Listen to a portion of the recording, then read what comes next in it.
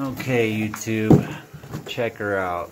We got the Fungi perfecti mushroom kit sent in, certified organic. Tell you to open it immediately. Then I got my cultures. Let's flip the light on. I already broke the seal on them. You know, started getting them ready. I'm going to inoculate my yard. I like it to decompose stuff like wood chips and straw and hay. But, you know, I'm really good at identifying them, and I think the only ones I'll be eating will be coming out of my planters. Those will be the only ones I'll be eating. The rest of them in the yard I don't really care for, but that's a good view of the mycelium. So this is the bag they send you. Kind of drowning it with water, letting it absorb water. That way it'll start fruiting, and then I'm gonna fill these with straw, these buckets, and just kind of spread the mycelium, and then I'm gonna put it in my planters and in the yard, and we'll see where we're at. This is the King Staphyria.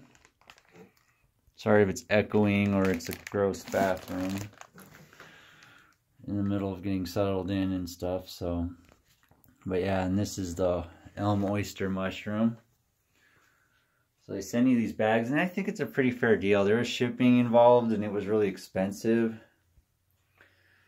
Yeah, I'm not too worried about contamination, as you can tell in this bathroom. I'm more using it as a decomposer in my yard. I'll probably eat very few if they, I mean, they have to be absolutely perfect looking.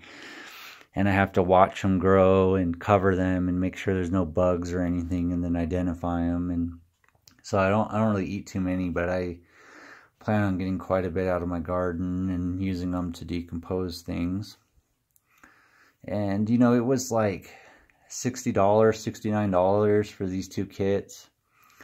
One was like $28, the other one was like $23, and there was some tax and some shipping and handling. It was kind of expensive, but the actual size of these cultures, you know, this is actually a decent sized bag.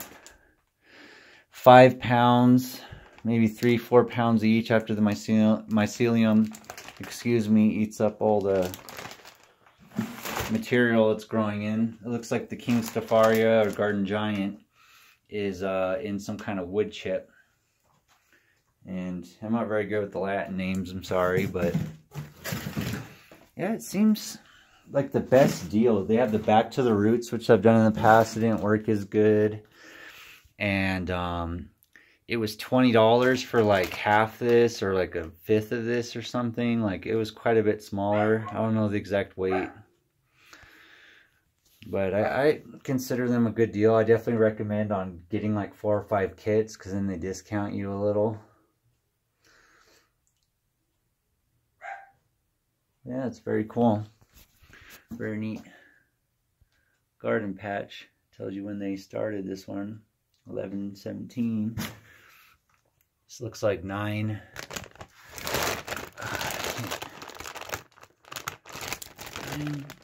It says 9/26, but it must be like, I'm not sure what it is, but it's doing really well.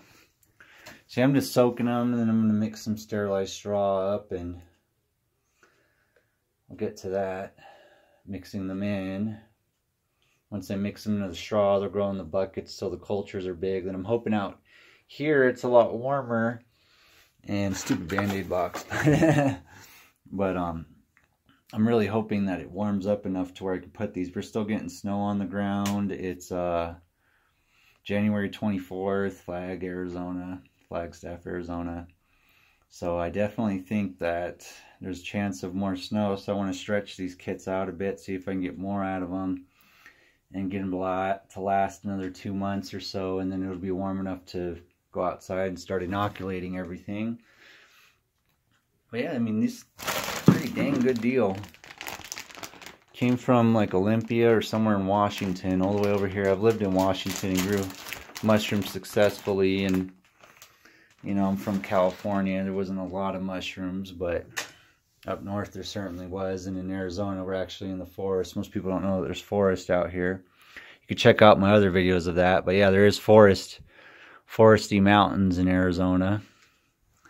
So, you know, it's a lot colder here. We've seen -7 degrees and we've seen feet of snow. And during the summer, it does get hot, but not quite as hot as Phoenix or like your general perception of Arizona, you know, the southern Arizona, or out of the mountains where it's all desert and it's 120 degrees, 130, you know, and it really does get that hot. But, you know, here we're up in the mountains, it's a lot cooler. You know, summer times are a lot cooler. Mushrooms, my mushrooms that are brought from up north seem to grow pretty well in my containers where I grow berries. You can check my other videos out. I have videos all over the US growing all kinds of fun stuff. But yeah, I just wanted to update everyone. And I'm going to continue to update, so feel free to subscribe or like the video, show a little love, share it with your friends. I definitely recommend you checking out this video going around, how mushrooms can change the world, and there's some other videos. These mushrooms, of course, are eating culinary mushrooms. There's no psychedelic property. They do not get you high or anything. They're for culinary use. But like I said, I use them as decomposers in my garden. Yeah, just thought I'd show you guys a little update on where we're at in the world and what we're doing. Pretty neat stuff. So I'll definitely keep everyone posted. You'll see me probably after inoculation or something like that. And then I'll do updates on, you know, when it starts actually fruiting. Here, you know, July, June, it could hit like 110. But it'll definitely still have the chance of snow, believe it or not. And cool weather and wind and cool at night. So there's a lot of chance of mushrooms. See, this mycelium on the King Stafari isn't quite as developed as the other one. The other one's on coffee grounds. This is like wood chips and paper, or wood shavings, I should say, and paper mache or something. I don't know. But they tell you on the website. And this one's really far along, this oyster mushroom. Usually normally grows in trees, but I get it to grow on coffee grounds. You can check out my other videos on that, but I normally grow them on coffee grounds in my containers, and that's how I decompose coffee grounds into excellent plant food, and it amends the soil. I have really amazing harvests of berries.